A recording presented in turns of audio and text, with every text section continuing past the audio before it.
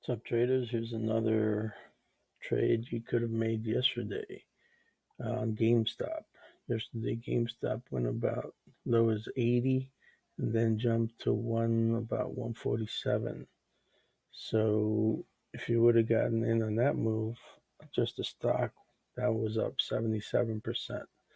So if we look for the crazy out of the money option, that would be the 200 call that was issued yesterday, and that was as low as 168, as high as 2200.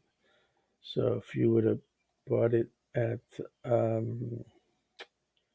let's see, 168 to 200, that's a 1209% gain, or 12x your money. So this is the 210, that's not 200. But you get my meaning. You guys could have, if you would have invested $100 on that, or 168, that would have turned into 2200.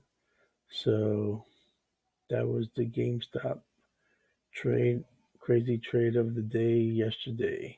Good luck today. It's supposed to be up again. I think it's at